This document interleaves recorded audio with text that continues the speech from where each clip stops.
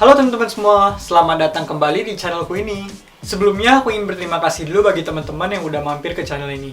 Aku berharap dengan adanya channel ini bisa membantu kita semua untuk lebih sadar akan pentingnya berinvestasi atau pentingnya financial literacy. Semoga video ini bermanfaat, please enjoy the video. Nah jadi teman-teman, pada hari ini kita akan membahas mengenai apa sih? Pada hari ini kita akan membahas tentang tips-tips keuangan agar kita bisa sukses dalam membangun aset kita. Jadi teman-teman, tips yang pertama adalah kita harus belajar financial literacy sedini mungkin teman-teman. Apa tujuan dari mempelajari financial literacy sedini mungkin? Itu tujuannya agar kita bisa lebih paham dan kita bisa membedakan apa yang merupakan aset dan mana yang merupakan liabilitas teman-teman. Karena tentunya dua hal tersebut adalah dua hal yang benar-benar berbeda. Jadi simpelnya seperti aset itu adalah apapun itu yang memasukkan uang ke kantong kita. Sedangkan liabilitas itu adalah sebaliknya dari aset teman-teman. Jadi itu adalah apapun itu yang menarik uang keluar dari kantong kita. Kenapa di luar sana tuh pada nyatanya orang yang miskin biasanya akan semakin miskin, sedangkan yang kaya mereka akan selalu makin kaya terus. Ini kuncinya ada di sini teman-teman, karena orang kaya itu rata-rata mereka mengetahui apa yang menjadi aset dan apa yang menjadi liabilitas teman-teman. Jadi orang kaya rata-rata menggunakan uang mereka atau menggunakan aset mereka untuk menghasilkan uang lagi teman-teman. Hal ini adalah hal yang penting bagi kita supaya kita lebih paham dan kita tahu hal ini sedini mungkin teman-teman. Karena semakin dini kita tahu akan hal ini, itu artinya kita akan bisa memanfaatkan compounding interest yang semakin baik teman-teman. Karena yang namanya investasi itu teman terbaik dari investasi adalah waktu. Semakin lama kita memberikan waktu kepada uang kita, maka uang kita akan bisa menghasilkan lebih banyak uang lagi teman-teman. Jadi alangkah baiknya jika kita menyiapkan masa depan kita dengan kita mulai berinvestasi sedini mungkin. Cara apa sih yang bisa digunakan untuk kita meningkatkan financial literacy kita? Caranya itu ada beragam banget teman-teman. Bisa mungkin dari pekerjaan, kalau teman-teman bekerja di sektor keuangan atau sektor personal finance, teman-teman pasti bisa ngerti soal ini. Atau selain dari pekerjaan, teman-teman juga bisa nih, seperti teman-teman beli buku yang berkaitan dengan financial literacy, atau teman-teman ikut komunitas, atau teman-teman ikut workshop, atau ikut kelas, atau teman-teman juga bisa aja menonton video-video yang bersifat mengajarkan kita akan personal finance. Aku pribadi juga, aku kadang beli buku yang berkaitan dengan keuangan. Aku juga kadang menonton video-video di YouTube yang berkaitan dengan personal finance. Kalau di YouTube kan kita bisa nemuin banyak banget tuh yang bahas tentang personal finance, ada yang bahas tentang investment. Bahkan investment pun banyak banget, ada yang bahas tentang properti lah, ada yang bahas tentang saham, ada yang bahas tentang cryptocurrency, P2P, macam-macam teman-teman. Itu tinggal kitanya sendiri, kita mau nyari atau enggak. Kalau misalnya kita mau nyari, kita pasti bisa menemukannya di internet teman-teman. Berikutnya ini adalah tips yang kedua teman-teman, yaitu kita melakukan yang namanya budgeting, atau kita mencatat semua pemasukan kita dan juga mencatat pengeluaran kita. Hal ini tujuannya apa sih teman-teman? Hal ini tujuannya agar kita bisa mengontrol akan keuangan kita. Karena pada nyatanya sering banget nih kalau misalnya kita pengen belanja, kita spend uang kita, akhirnya kita nggak sadar berapa banyak sih uang yang sebenarnya kita keluarin, dan tanpa sadar kita spend uang jauh lebih banyak dari yang kita duga teman-teman. Jadi kalau misalnya kita nggak mencatat pemasukan dan pengeluaran kita, nanti pada akhirnya pengeluaran kita bisa nggak terkontrol teman-teman. Jadi alangkah baiknya kalau misalnya kita melakukan budgeting supaya kita bisa men-track semua pemasukan dan pengeluaran kita. Tapi kalau misalnya teman-teman merasa budgeting itu sangat ribet dilakukan, mungkin teman-teman bisa melakukan budgeting yang dasar aja teman-teman. Kayak misalnya cuman catat berapa yang kita budgetkan untuk keperluan ini, berapa yang kita budgetkan untuk keperluan itu. Lalu kita taruh uang kita di pos-pos keperluan itu. Jadi setiap kita menerima penghasilan, kita langsung membagi pemasukan tersebut ke dalam beberapa pos.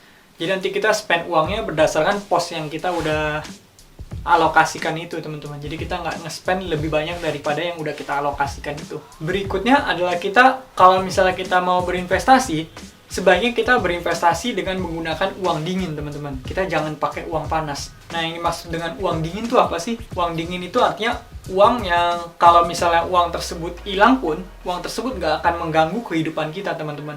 Istilahnya itu bukan uang panas atau uang dapur, yang uang tersebut akan kita perlukan untuk kebutuhan kita sehari-hari. Bahkan sebelum kita melakukan investasi, ada baiknya jika kita memenuhi dua hal ini dulu teman-teman, yaitu yang pertama adalah dana darurat dan yang kedua adalah asuransi.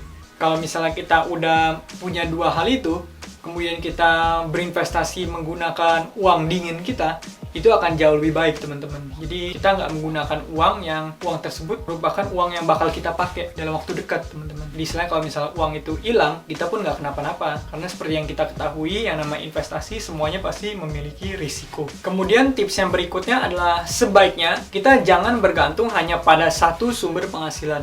Jadi sebisa mungkin kita membentuk lebih dari satu sumber penghasilan teman-teman. Contoh kalau misalnya kita udah bekerja nih di satu perusahaan, otomatis kan kita menerima gaji. Tapi selain bekerja di satu perusahaan itu, kita juga kalau bisa kita memiliki penghasilan-penghasilan di luar dari pekerjaan tersebut. Jadi kita nggak sepenuhnya bergantung sama satu penghasilan itu teman-teman. Bisa aja kita dengan memiliki bisnis sampingan, atau kita melakukan investasi, atau kita melakukan pekerjaan part-time di luar pekerjaan utama kita, atau misalnya teman-teman bisa berdagang di luar jam kerja kita. Jadi kita nggak hanya bergantung sama satu sumber penghasilan. Kalau misalnya kita bergantung sama satu sumber penghasilan, itu bisa jadi sangat beresiko teman-teman. Kalau misalnya suatu saat nanti perusahaannya udah nggak bisa bayar kita karena misalnya ada force majeure atau apapun itu, kita bisa jadi keuangan kita nanti bisa terancam teman-teman.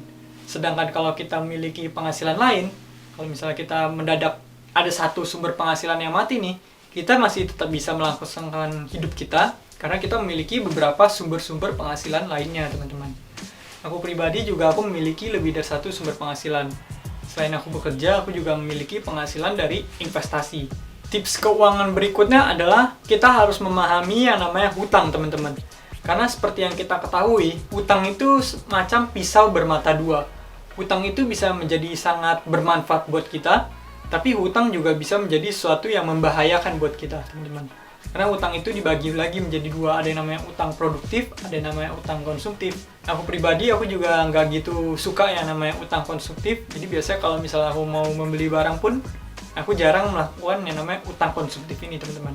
Kebanyakan aku kalau misalnya pengen beli sesuatu, aku pasti menunda keinginan tersebut sampai lama banget, sampai akhirnya aku bisa membeli barang tersebut dengan menggunakan passive incomeku. Itu adalah cara yang aku lakukan secara pribadi teman-teman. Jadi kalau misalnya kita udah paham nih apa bedanya utang produktif dan utang konsumtif, akan lebih baik kalau misalnya kita selalu menghindari yang namanya utang konsumtif.